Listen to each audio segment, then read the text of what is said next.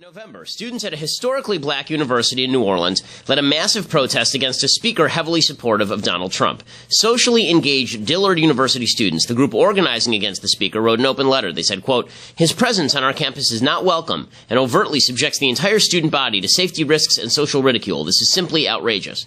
The speaker's safety was guaranteed by the university, and he proceeded to explain, quote, "I will be Donald Trump's most loyal advocate." The protesters were of the political left. They chanted, "No KKK, no fascist USA." Protesters were hit with pepper spray, and 2 of them were arrested. So, here is the question for you. Did this make inviting the speaker worthwhile? The answer should be obvious. From this account of events, you don't have enough information to say. The speaker could have been Sheriff David Clark, or Rudy Giuliani, or Newt Gingrich, or Milo Yiannopoulos. It wasn't. It was David Duke, who also said at the same event, quote, "There is a problem in America with a very strong, powerful tribal group that dominates our media and dominates our international banking. I'm not opposed to all Jews." If you did not answer that the story provided too little information for you to judge, it's time for you to check your biases. Did you decide that the speaker was on the right because the protesters were on the left?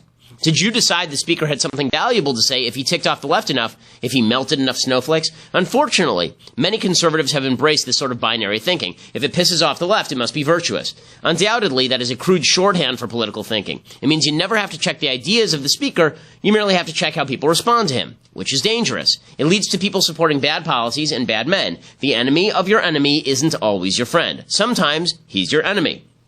Sometimes he's just a dude sitting there minding his own business. You don't have enough information to know. The logic of, if he melts snowflakes, he's one of us, actually hands power to the left by allowing leftists to define our friends. It gets to choose whom we support. This isn't speculative. It actually happened during the 2016 primaries, when the media attacked Donald Trump incessantly, driving Republicans into his outstretched arms. The media's obvious hatred for Trump was one of the chief arguments for Trump from his advocates. They said, if, as his detractors claimed, he wasn't conservative, why would the leftist media hate him so much? Now, to be fair, after Mitt Romney was bludgeoned at the hands of the media, there was at least a shred of justification for this logic. Romney wasn't a hardcore conservative. He wasn't a personal shambles. He got savaged by the media anyway, simply for the sin of having an R after his name. The same thing happened to John McCain, a maverick Republican the leftist media had openly praised for years. If the media opposed Trump with all their heart and all their soul, that must have been some sort of reaction to Trump himself.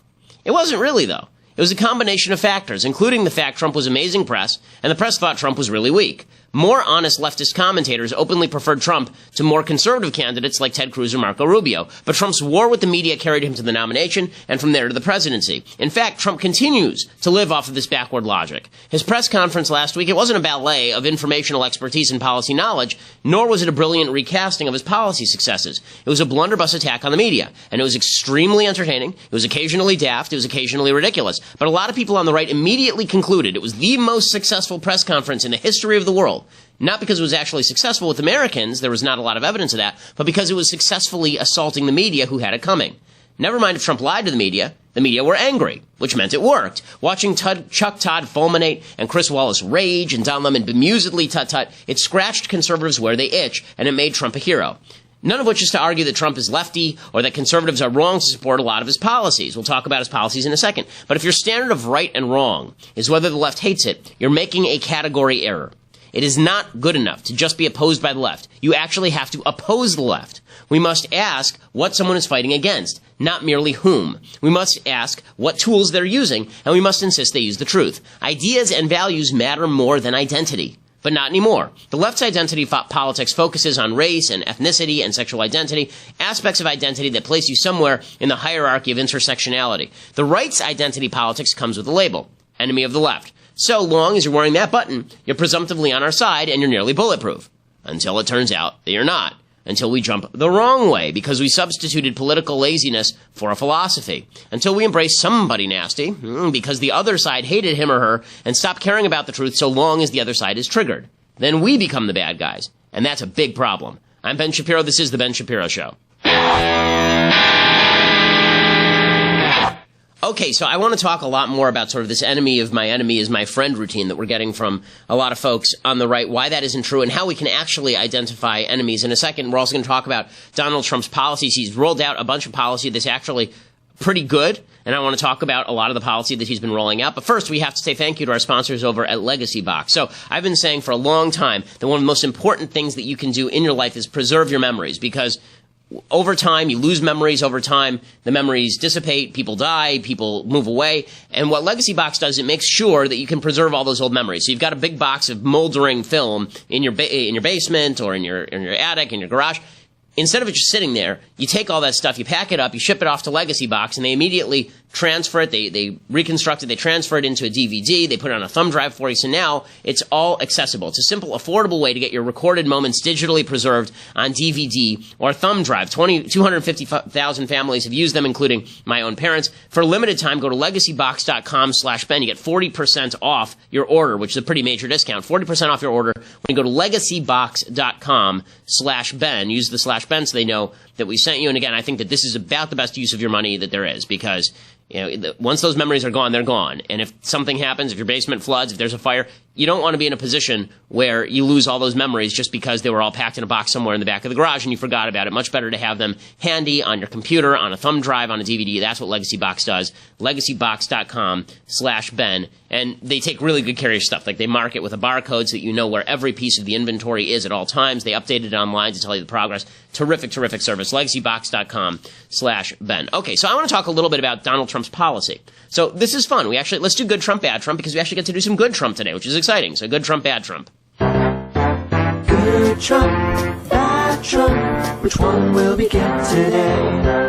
And as always, thanks to our composer, Brandon Snipes, here is Donald Trump. Good Trump. Yay! There it is. Good Trump. So, that whole Mike Flynn debacle with the National Security Advisor, that ended up actually working out pretty well for the country, because Mike Flynn is out, and the guy who replaced him is a guy named H.R. McMaster. Now, H.R. McMaster is a lieutenant general, and he is terrific. I've read his book, Dereliction of Duty. I read it, must have been now 7-8 years ago, because there was a point when I think the Army, the War College, they posted online their recommended reading list. So I read everything on the recommended reading list, and one of those books was H.R. McMaster's book on the Vietnam War called Dereliction of Duty, about the strategy that came out of the JFK and LBJ administrations with regard to the Vietnam War, why the strategy was flawed, and why the military should have stood up against the strategy instead of simply implementing a really crappy strategy called graduated escalation, which was the idea that if we would gradually increase the number of troops in Vietnam, we'd squeeze the Viet Cong, and then they would surrender, as opposed to the way that wars are actually won, which is overwhelming force.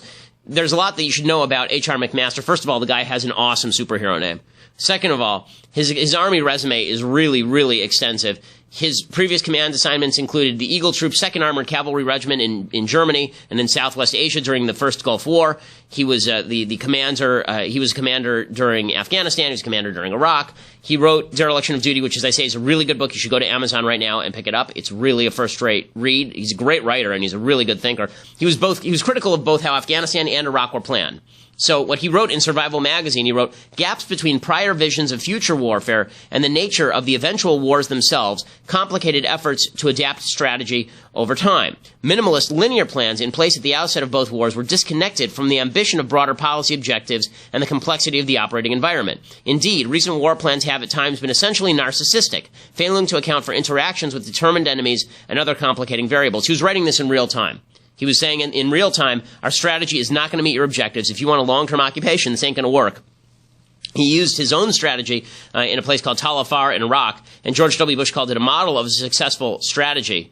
He figured that Iraq could not build its own institutions, political or military, until safety was secured, so he devised his own plans in which he and his troops cleared the towns of insurgents and formed alliances, built trust with the local sheikhs and tribal leaders, and the campaign worked with a while, but only because McMaster flooded the area, right? He actually did what he had suggested in Dereliction of Duty. He flooded the area, and that was what they called the clear, hold, build strategy. Petraeus used McMaster as sort of his brain in devising his strategy with regard to Iraq. He was not selected for brigadier general promotion before he finally received it in 2014. One of the reasons for that is because there are a bunch of retired generals who said that he was upending the system too much. They didn't want to reward him. He is warned about cuts to the Army. He's a really, really good nominee. He's about the best guy you could have in this particular slot. And he is also insured. He says that he would not come in. He said that he would not join, basically, unless he were guaranteed unless he was guaranteed the picking of his own staff. So this was actually a big issue as Flynn left. was Trump wanted to maintain Flynn's staff, and McMaster came in and said, listen, you want me, you're going to have to let me pick my own guys, which is great. You want people like McMaster surrounding himself with really good people and giving Donald Trump really good advice. So whether Trump takes that advice, we'll find out. But good for Donald Trump for picking McMaster. Really, really good pick there. Other things that are good that Donald Trump is doing. So he's getting a lot of flack today because the White House has now stepped away from the transgender bathroom nonsense that Barack Obama foisted on the nation when he suggested that the federal government was going to cram down on local schools all around the country the idea that people could go to the bathroom basically of their choice, that accommodated the sex with which they identify, not their actual biological sex. Trump has stepped away from that, as well he should. However you stand on the transgender bathroom debate, which is really a silly debate in my opinion, however you stand on that, this should be a local control issue. This should not be a federal issue. The idea that the federal government stepped in there in the first place is idiotic.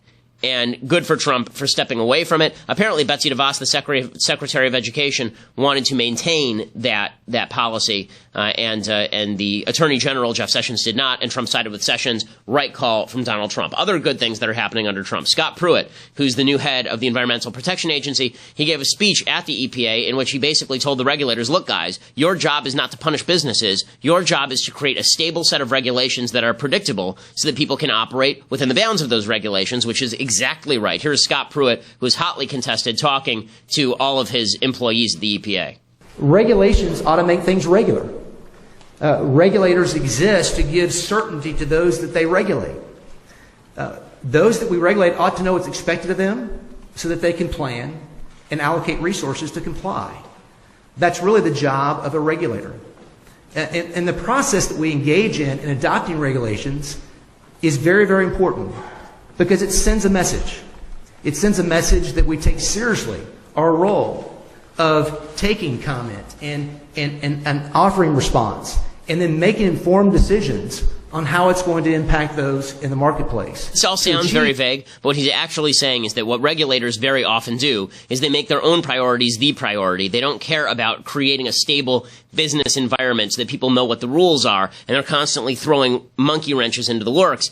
So good for Scott Pruitt. Scott Pruitt's a very good pick at EPA. I think he's really going to reform things over there. Where things are a little bit more vague remains on the deportation policy, what that's actually going to look like. So I wanted to talk about an email that I received yesterday, which I thought was really an interesting and good email that is worthy of thought and discussion. So I got an email yesterday from a person who suggested that yesterday when I said, when we're overrating, the level of change here, everybody needs to calm down a little bit. Everybody needs to stop worrying quite so much because not that much has happened yet. Why is everybody really going crazy?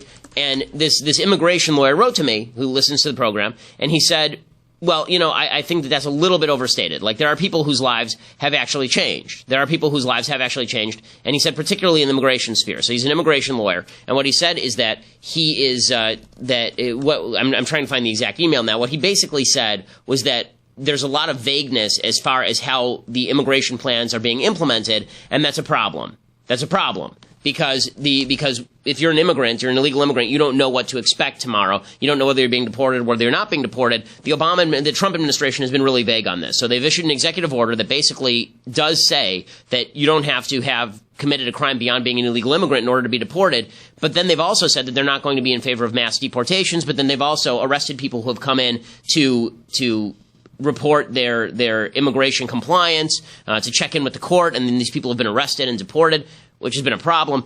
I think that's a fair critique. I do think that that's a fair critique. Sean Spicer didn't help when he added to the confusion a little bit yesterday. Here's Sean Spicer talking about mass deportations. Is one of the goals here mass deportation? No, not at all. This isn't. Look, I think what we have to get back to is understanding a couple things. There's a law in place that says, if you're in this country illegally, that we have an obligation to make sure that the people who are in our country are here legally. What the order sets out today is ensures that the million or so people that have been adjudicated already, that ICE creates a system of prioritization, and make sure that we walk through that system in a way that protects this country. This is consistent with everything the president has talked about, which is prioritizing the people who are here, who represent a threat to public safety or have a criminal record. And all this does is lay out the exact procedures to make sure that that subgroup of people who pose a threat to our nation because of a conviction or a violation of public safety or have a criminal record are adjudicated first and foremost. That's it, plain and simple. Okay, so that's it. So that's fine, except for the fact that the executive order does a little bit more than that. So what you're getting from the Trump administration is we're not going to mass deport, we're not knocking down doors, and then what you're getting in terms of the actual policy that's written out is that they have the capacity to do that. A little bit of clarity would be good. I think that it would be good for Ann Coulter's heart rate if we could get a little clarity on what this policy actually looks like, because it's still a little bit vague. We don't know what it looks like. So when I say don't panic yet, I'm not saying that we shouldn't keep an eye on it. I'm saying that we need better definition before we panic. That we need a little bit of the better definition before we panic on any of that. And before we go any further, we have to say thank you to another one of our great sponsors, Blue Apron. So if you're somebody who loves a home-cooked meal, but you don't actually know how to cook, you don't know what you're doing, you don't know what ingredients to get, and every home-cooked meal for you is macaroni and cheese from a box, then you need to talk with our friends over at Blue Apron. Blue Apron is this fantastic, fantastic company where you go to their website, you subscribe basically, and you can buy meals that are shipped to you, but they ship the ingredients to you, and then you cook it yourself. All of the meals take 40 minutes or less to prepare. It's $10 per meal, and we're talking high level stuff. We're talking cashew chicken stir fry with tango mandarins and jasmine rice. I'm talking udon noodle soup with miso and soft-boiled eggs, if I even pronounced that correctly. We're talking about, for the non-Jewish among us, we're talking about roasted pork with apple, walnut, and farro salad. I mean, all of this stuff sounds fantastic. And I know that Andrew Klavan has cooked with Blue Apron. He loves it. I know that a lot of my friends have cooked with Blue Apron. They love it. It is very affordable. They provide variety. It's a new recipe pretty much every day, and they do not repeat recipes over the course of a year. So it's a constant stream of good food. And you never know how much you enjoy food until you eat the same thing every night or until you're on a set schedule with food. One of the wonderful things about Blue Apron is that they rotate all of these meals, and everything is super duper fresh. Again, it's for less than $10 per meal per person, and they deliver these seasonal recipes along with those pre-portioned ingredients to make delicious home-cooked meals. They send these fresh, high-quality ingredients direct to your house. Really, really, really good stuff. And it makes mealtime into kind of a celebration of family and food, and that's what it should be. If you go right now to blueapron.com/Shapiro, you get the first 3 meals free, with free shipping, which is a pretty awesome deal. blueapron.com/Shapiro. You will love how good it feels and how good it tastes to create these fantastic home-cooked meals with Blue Apron. Check it out right now, blueapron.com/Shapiro. It's a huge thing in LA. Like, everybody's using Blue Apron now, and they really should, because it's awesome. So blueapron.com/Shapiro to check it out. Okay, so with all of this said, with all of the stuff that Trump is doing, a lot of which is really good, now we have to discuss how we define and how we determine when conservatives should stick with Trump and when they shouldn't stick with Trump. And this is it's very weird. I think that as I said at the beginning, we've fallen into this binary thinking with regard to politicians. If the left hates someone, they must be our friend. The left hates Trump, therefore everything Trump does is good. And that's really silly. And at the same time, there are a lot of people who oppose Trump, and they feel like if you oppose Trump, then that must make you good. That must be a good thing. As I've said before, I don't think it's important whether you oppose Trump or support Trump. I don't think Trump is important. I think that his policies are important. I think that things he says are important because he's president of the United States. And so it's a big mistake to identify your friends and enemies by simply defining a friend who you will always follow no matter what, or defining an enemy you will always go against no matter what, and you'll always assume they're wrong no matter what. That's a big mistake. And I want to talk a little bit more about that, but you're going to have to go over to dailywire.com to hear all of that. Become a subscriber for $8 a month over at dailywire.com. We have a lot of goodies coming. If you become a subscriber right now, the goodie we're giving away is a fictional film called The Arroyo, which you can check out. I think we're doing a live stream of The Arroyo actually on Friday on Facebook, so you can check out The Arroyo there. Do we have a trailer for it? Actually, we were supposed to grab a trailer. If not, then we'll have the trailer for it tomorrow, and we'll play that on Daily Wire, so you can check out what it is that you're getting if you become a subscriber at dailywire.com. We're going to play the whole movie on Friday on our Facebook page, so check that out. So dailywire.com, $8 a month for subscribing. Annual subscription, you get that video, plus you get all sorts of goodies. The Shapiro store is supposed to open, I keep saying this, but it will open in the very, very near future, and there will be all sorts of new things that are wonderful, including, I really want to get those buttons. I had a button at my speech last night. There are a bunch of people who wore stickers that said, UCSB against hate, UC Santa Barbara against hate. So I wore a button that said, me against you sucking. So I think that we'll make some goods like that available to you as well, because you should let all your friends know that you are against them sucking. So we'll definitely make that available. But check that out. Also, you can listen later, obviously, at iTunes or SoundCloud. We are the most listened to and most watched conservative podcast in the nation.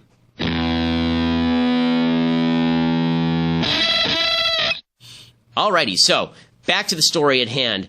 I think that everybody wants to polarize around Trump or around the left instead of polarizing around principle, and that is a problem. So I'll give you an example. The left is suggesting that if Republicans want to be seen as good people, they have to break with Trump. Here's Chuck Schumer talking about the hope of America is that Republicans break with Trump. Let me put it like this. When you talk to Republicans quietly, you know, in the cloakroom, in the gym, they are having real problems with him. Now, very few, John McCain to his credit, but very few have had the courage to oppose him, even though they know he's doing a lot of things that are against what America... What are they afraid of? Well, they're party loyalists. He's given them a Supreme Court nominee that they want. But my prediction is he keeps up on this path, which is likely. I don't think he'll change. Within 3-4 months, you're going to see a whole lot of Republicans breaking with him. I hope so. And that's the salvage of America. I hope so. That is the hope of America. The hope of America is that the Republicans break with Trump. Why? What if Trump is doing good things? Like, I'm not breaking with him on the policies that he's doing right. I'm breaking with him on the stuff that he does wrong. But again, if you're on the left, the only thing that matters is opposing Trump. That's the only thing that matters. And it's not just people like Schumer, right? George Will has said this too, right? And George Will, who I agree with a lot of the time, you know, I've always thought George Will was a little milquetoast, but he was not during this election cycle. He's talking about conservatives breaking with Trump with Lawrence O'Donnell. We'll get to Lawrence O'Donnell in just a second because he's a nutcase. But here's George Will talking about whether conservatives ought to break with Trump. But it is, again, I think when they realize all that you embrace when you embrace protectionism, enormous executive discretion, government planning, essentially, what we can consume and how the economy will work and who shall be winners and who shall be losers, when they realize the slippery slope they're on, away from bedrock conservative principles, I think the things will change by midsummer. Okay, so what he's saying is that people are, if you embrace Trump with both hands, then you're going to go down with him. Again, I think that it's not important whether you embrace Trump. I think it's important whether you embrace his policies. And I've been saying for literally a year now, more than a year, that there is a serious danger to embracing all of Trump's policies just because you like that the left hates Trump. It's a big mistake. So I'll give you some poll numbers right now on Vladimir Putin, because this is just another example of how Donald Trump has shifted sort of the morality of the Republican Party, which is a problem. Just because you hate the left doesn't mean that you have to love everything that Trump is doing. Here's the poll numbers. Right now, poll.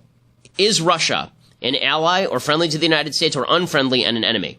According to Democrats, naturally, 76% think that they're an enemy. That's because Democrats think that Russia hacked the election and threw it to Trump.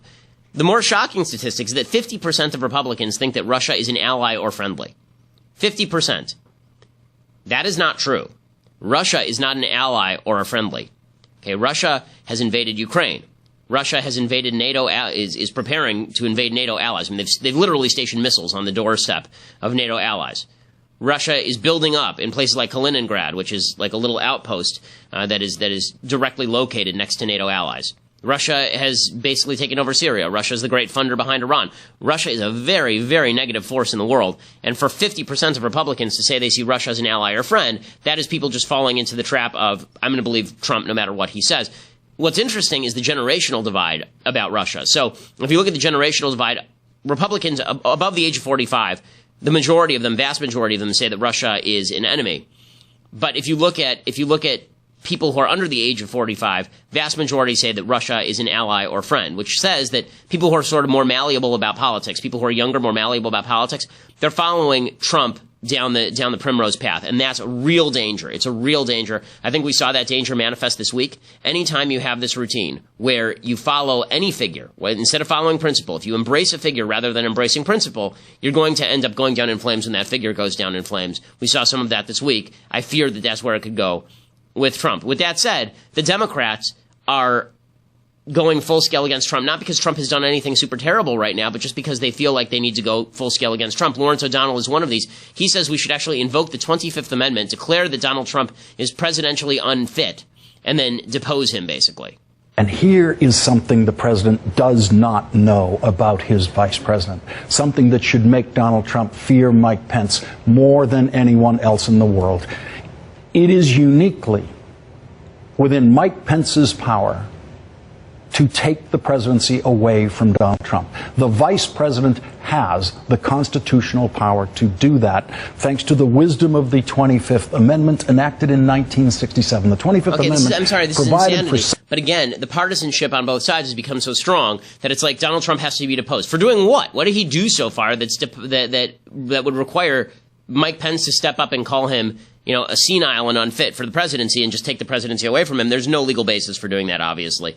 Now, that said, on the right, you've got people who are basically embracing anybody, including people who are bad. Some of these people are bad themselves. They're willing to embrace anything so long as the left hates that thing. And Pat Buchanan is the ultimate example of this. I think Pat Buchanan's a sleazebag. I thought Pat Buchanan's a sleazebag my entire career. And if you look at his long record of statements about Jews, if you look at his long record of statements about black folks, I think that Pat Buchanan actually has some real problems with racism and anti-Semitism. But that being put that aside for a second, here's what Pat Buchanan, who's become sort of a loud voice in the alt-right movement, here's him mocking CPAC for, quote-unquote, censoring Milo. So Milo Yiannopoulos obviously was uninvited from CPAC after this tape broke of him, and I haven't talked about it for a specific reason. I don't want to kick a guy when he's down. I have, a lot to say about it, but I think that will be appropriate at a time when that's appropriate. I will say this. I think that the right's dramatic failure to excise real nastiness simply because the left is pissed off by this nastiness, that means that our standards are extraordinarily low. The fact that the right was willing to go along with all of Milo's shtick, including him doing things like calling somebody a thick-as-pig bleep media Jew at his lecture a couple of weeks ago and telling a girl in a hijab she shouldn't be wearing a hijab in America. And, the list goes on and on. I'm not even going to mention the stuff that Milo has done to me personally. Well, I will mention one thing. Sending a picture to me of a black baby on the day of my child's birth kind of demonstrates where Milo was at. All of this nobody had any problem with for a year. But then the tape breaks of him talking about how it's okay for 30-year-olds to screw 13-year-olds, and suddenly everybody's up. And I'm glad that we found a line, gang. But apparently we didn't even find that line, because Pat Buchanan says CPAC shouldn't have censored Milos, and I'll explain why this is silly. Well, my view, I would not have invited him, but let me say this. There is this element of humor here, and that CPAC is going to show up the terrible speech codes being imposed on campuses that don't let Milo speak, and then they don't let Milo speak. As what is the comedian that says, you can't make this stuff up? Yeah, exactly. Well, no, not exactly. Look, it's an excellent issue, and in this sense, philosophical sense. Yeah. Is where are the lines to be drawn as to what is tolerable and moral and acceptable speech, and who draws those lines? Okay, well, who draws those lines is CPAC, and my big problem is that they didn't draw the line in the first place. They shouldn't have invited the alt-right provocateur to speak in the first place, but once they invited him, when Pat Buchanan says that they should have not censored him, it's not censorship, okay? I'm sorry, it isn't. When a private organization decides that they don't want you at a place, that is not technically censorship. It's the reason why I didn't get myself arrested when I went and spoke at DePaul, and I specifically said on the news that night, DePaul has every right to ban me. Do I think they should? No, because I think that's stupid. Do I think that a conservative group has the right to pick who's going to be a spokesperson for it and who they're going to embrace? Absolutely I do. But again, I think there's a tendency on the right to say, well, if people piss people off, if people piss people off on the left, that must mean they're good. That's silly. Sean Hannity does this on a routine basis. Every time Donald Trump does something wrong that he doesn't like, he immediately goes, well, where's the outrage about the people on the left? So he did that a little bit last night. Question, if you call the president a Nazi or compare him to Hitler, are you inciting violence against him? Now, I'm going to be the first to tell you a truth that nobody in the media will ever tell you. They're all overpaid, myself included. They're not struggling to pay their mortgages like I did for 2 decades of my life and put food on the table like so many of you Americans working so hard for so little and the government taking more and more every day. So let me be clear. To the whiny crybaby snowflakes in the liberal alt-left media that are worried about their safety, how about you lead by example and maybe stop calling the president and comparing him to Hitler? Okay, so he's right that the media should not compare him to Hitler and that the media are whiny. I agree with a lot of that, although whenever he says things like alt-left, the only place that alt-left has a meaning is on his there's no such thing as the alt-left. They're just the left. They're bad. And you don't need an alt-left. The whole point of the alt-right is they called themselves the alt-right because they said we're not the right, we're sort of a new right. In any case, what Hannity is saying there is he's excusing Donald Trump calling the press the enemies of the American people by saying, well, the press hate him. Okay, so, real question. why aren't you standing by what Donald Trump is fighting for, as opposed to standing by Trump because a bunch of people on the left hate him? If you're going to define yourself in opposition to somebody, you are always, this is true in relationships as it's true in friendships, as it's true in politics. If you define yourself by the enemy of my enemy is my friend, and like my actual friend, not my ally, not my sometimes ally, my friend. Like the enemy of my enemy is somebody I embrace wholeheartedly, you're going to end up embracing some pretty crappy people, because it turns out that sometimes your enemy hates something because that thing is actually bad. It's very rare that somebody is wrong 100% of the time. Right? Even Stalin hated the Nazis. Okay, it didn't mean the Nazis were great because Stalin hated them, and Stalin was one of the worst human beings ever to set foot on planet Earth. Okay, time for some stuff I like, and then some stuff I hate, and then we'll do a little bit of Bible talk. So we'll do that. Well, actually, you know what? We'll do that in just a second. First, we have to say thank you to our sponsors over at Birch Gold. So, if you are concerned about the way the economy is you think the stock market is inflated, even if you're not, even if you think everything is solid, hunky-dory, it's all going to be great, you should have a portion of your money in precious metals. And the reason for that is it's a hedge against inflation, it's a hedge against volatility in the market, and Birch Gold ensures that you are not going to go broke if things really break down. That's why a lot of people are moving their 401k or their IRA into physical gold with Birch Gold, birchgold.com/Ben. If you go there, then you can get a comprehensive 16-page kit revealing how gold and silver can protect your savings. You should ask all your questions, get all of your answers. You shouldn't take every dollar you own and put it into gold, because that's silly. But you should take some of the dollars you own and put them into precious metals as a hedge. I've done it. I think virtually everybody who's a good investor has taken at least some of their money and put it into precious metals that's never been worth zero. The value of gold is always going to have value. Birchgold.com is the place to do it. Birchgold.com/Ben, A+ rating from the Better Business Bureau, countless 5-star reviews, and you can check them out at birchgold.com/Ben so that they know that we sent you. Okay, time for some things I like and then some things that I hate. So things that I like. We've been doing con men this week for unspecified reasons, and there's a great movie about a con woman called The Lady Eve. And very few people have actually seen this film. It's a fantastic movie. It's Henry Fonda and Barbara Stanwyck, and it's kind of one of these sexy old films that is really too hot for the Hays Code. And it's great. I mean, it's a wonderful comedy, really funny comedy. The Lady Eve, and here's a little bit of the trailer.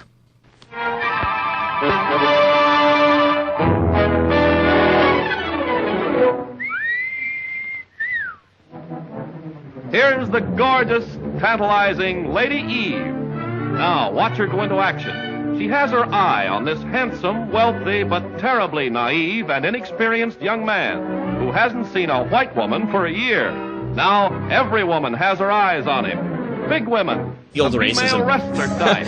Little women. It's ridiculous. But with big claws. And that smoldering, simmering, exotic type. But only Lady Eve knows how to get him.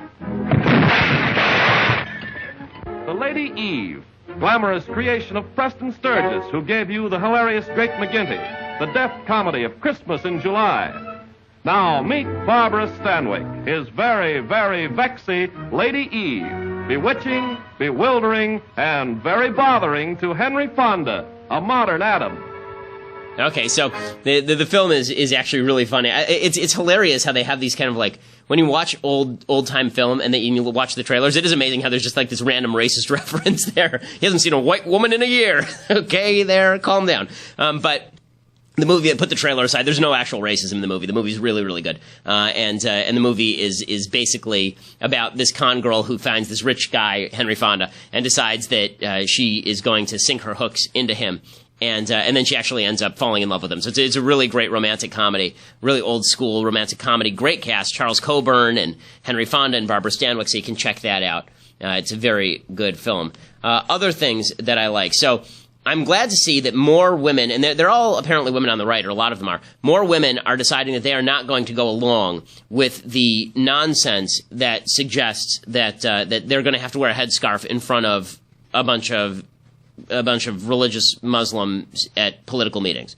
That's one thing if you say, I'm going to go to mosque and therefore I'm going to don the headscarf out of respect for the religion. It's another thing to meet with a political leader who happens to be of a different religion and say, I'm going to don the headscarf because I don't want to offend you. That's a bunch of garbage. That's a bunch of garbage. And that's inexcusable. Marine Le Pen would not do it. She won't wear the headscarf. And that's what she said. She said, she's the right-wing politician. There's some problems with her, but she's right on this. She says, I'm not going to put on the headscarf just to meet with this grand mufti, for political reasons.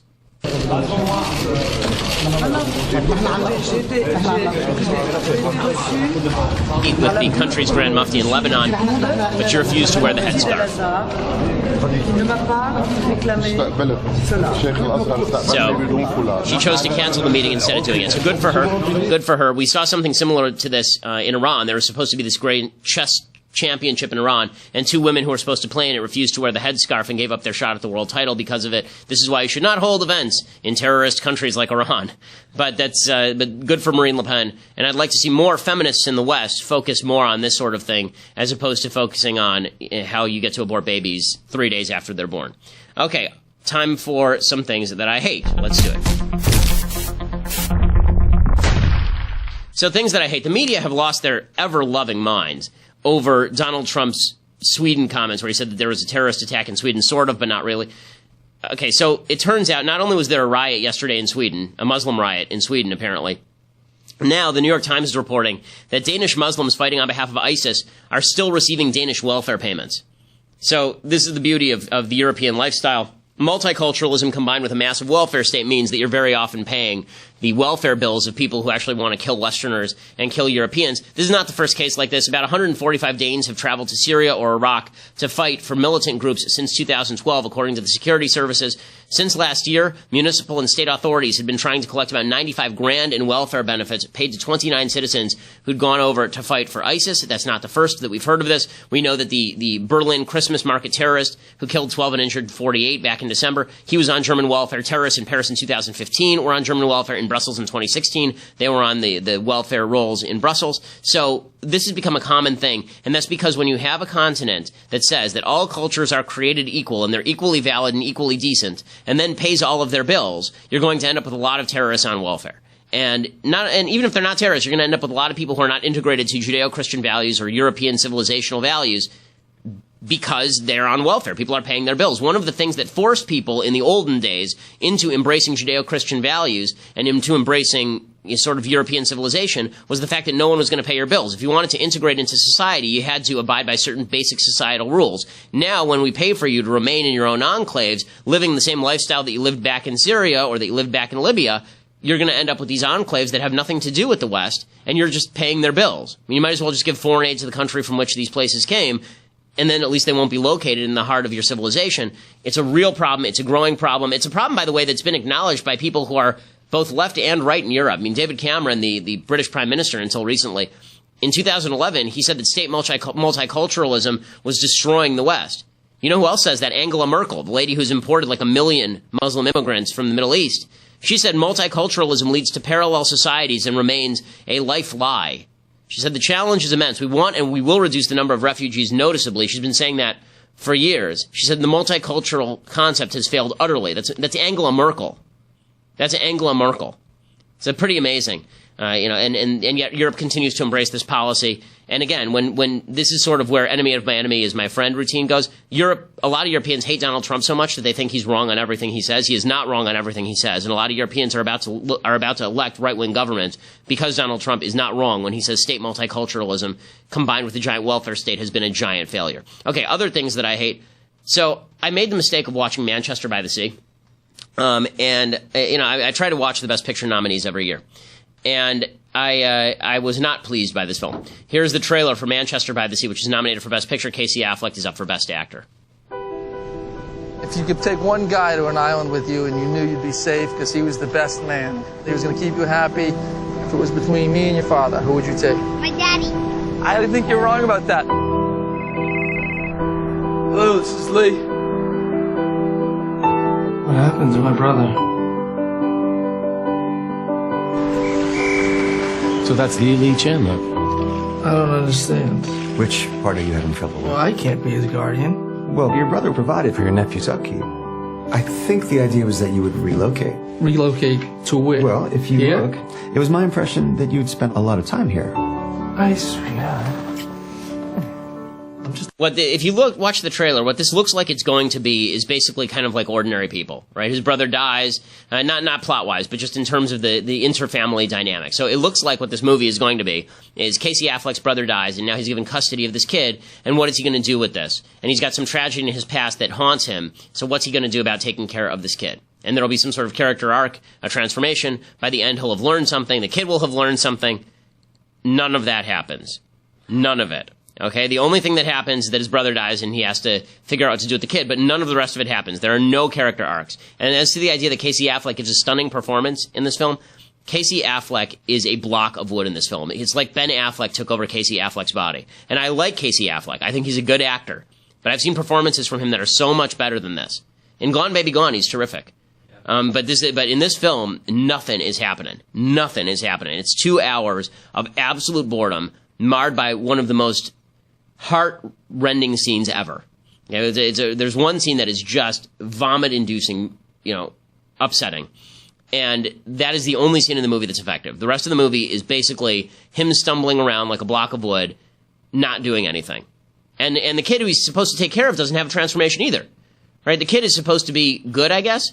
But the kid's a little piece of crap. I mean, the kid's in the movie, he's like 17 years old. He's a real jerk. The kid's a real jerk. And Casey Affleck doesn't teach him how to be a better person. He doesn't say, here's some life lessons I've learned the hard way. Instead, it's basically him stumbling around for 2 hours. Not a good movie. Not a great performance. This one goes on my most overrated films of the year list. And I've seen a lot of films this year that had really high praise. Arrival had really high praise. I thought it was pretty good. La La Land had really high praise. I liked a lot of things about it. This had really high praise, and I don't know if everybody was blind or deaf or if they'd been hit in the face with a frying pan, but this is actually not a good film. Some of the other performances are good, but this is not a good film in any real way. So just warning you off Manchester by the Sea, don't waste 2 hours of your life that you won't be able to get back. I'm so angry at this movie that I would almost spoil it for you, but I'm not quite that cruel. What happened to him that prevents him from having a good life.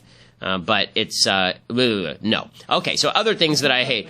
April Ryan is a reporter for, I think it's American Urban Radio Network. And this is just insane.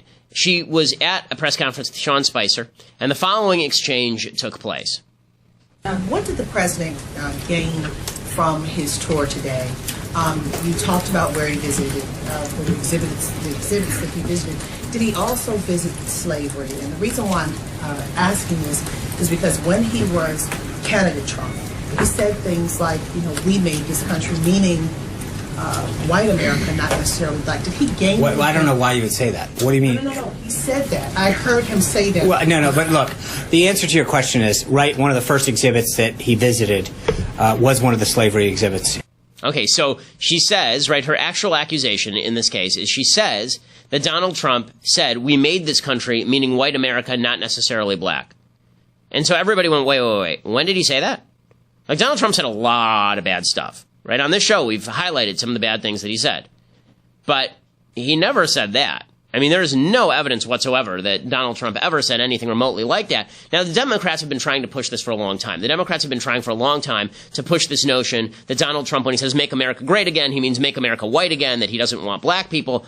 That's a total misread. There's no reason to think that what he actually means is we need fewer black people. He's made a lot of his campaign, actually, about helping the inner cities. He continues to talk about that. He went heavy after the black vote in this election cycle and specifically talked about problems in the inner city community and said things that I really agree with in a lot of ways, and I think a lot of people should agree with in a lot of ways. But the idea that Trump is some sort of covert racist and that what's really happening here is something, egregious and that he said these things, you can't just make things up. You can't just say that your narrative is the truth of what actually happened. You can't just make things up and then pretend that that's what Donald Trump said, because he didn't say it. And then you wonder why people think the media is biased and they believe Trump instead of you. That's the reason they believe Trump instead of you, because you say things that are just not true, and then you suggest that they're true. Okay, so that's really terrible. Okay, final thing that I hate. These stories pop up every so often, and they're really stupid. There's a transgender girl, which means he's a boy. He's a teenage boy, and he's being allowed to wrestle in the girls' wrestling category. Okay, so a couple of the girls' parents sued. They claimed that allowing the wrestler to compete while using testosterone exposes other athletes to imminent threat of bodily harm. Okay, because they're in different weight classes. Steroid use is allowed under what's known as a safe harbor provision because the steroids are okay as long as the doctor is prescribing them. But, I mean, this is insane. I'm sorry. Boys' musculature is not the same as girls' musculature. I'm sorry, but feminists made the way for this by saying that boys and girls are exactly the same in every way. But boys and girls are not exactly the same in every way. A boy wrestling a girl is not a fair assignment. It's just not fair. Okay, like, we have a lot of tough girls in this office. Okay, and I'm not super duper tough guy. Okay? If I fought any of the girls in this office, I would win because I'm a guy. I have higher body density and mass. Okay? The idea that I wouldn't win is silly because I don't care. Like all the movies where they have some, 100-pound soaking wet girl and she kicks a guy and he goes flying through a door.